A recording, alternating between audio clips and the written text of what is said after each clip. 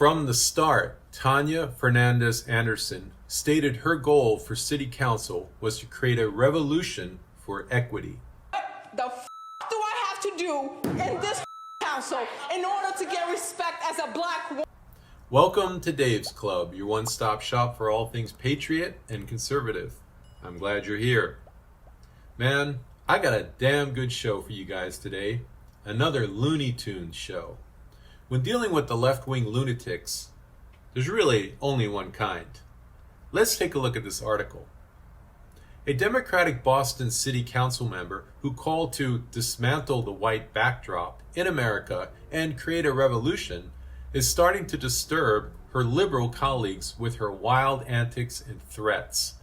I have no sympathy. What do you expect? When you're on the city council of a woke city, do you expect measured and calm negotiations or unhinged explosive rants?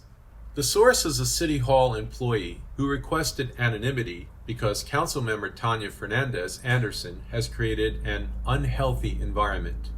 They're probably remaining anonymous for their own safety. The employee believes Fernandez Anderson is a troubled person who uses accusations of racism to get people to fall in line.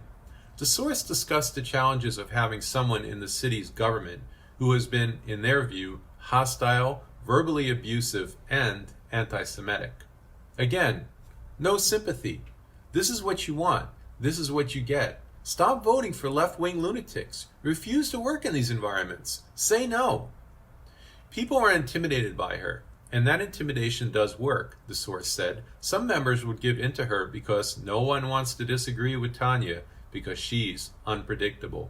Fernandez Anderson was elected in November 2021 and is self-described as the first formally undocumented African-born immigrant and first Muslim elected to the city of Boston.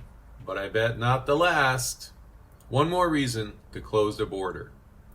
People are guilty first. People are crucified. People are lynched. Same old tricks, same masters though.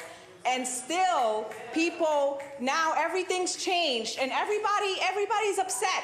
Fight, don't fight. What the do I have to do in this council in order to get respect as a black woman?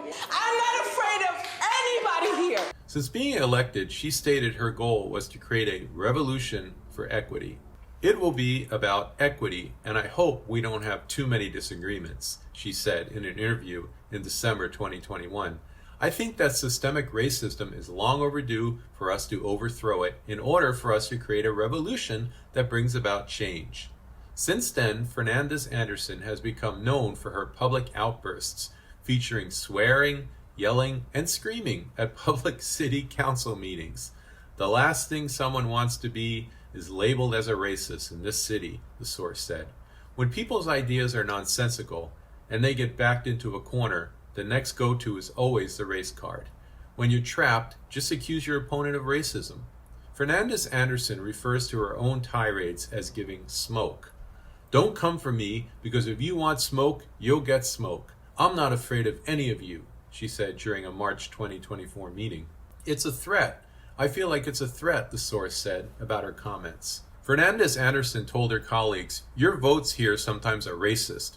I'm here to represent every black woman and man in the community. Fernandez Anderson said the goal of her manner of speaking relates to the fact that we should dismantle the white backdrop in America and we should restructure it so that it's welcoming.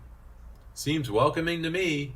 No, seriously, can someone explain in the comments how this kind of verbal abuse and behavior could possibly be thought of as welcoming? I don't get it. She infamously refused to swear the oath required of elected officials pledging her allegiance to the United States and to carry out her duties with impartiality. She was forced to redo the oath after her non-participation was discovered. Good job, voters. You elected someone that won't even swear an oath to serve impartially. The source added, I think she's a troubled person. I don't want to see someone that's troubled get into more problems, but it is a problem that she is in government. Just another day in woke blue city politics. Alright guys, that's our show for today. Please support the channel by liking and subscribing. I'm churning these out 5 days a week, and you don't want to miss it. See you next time.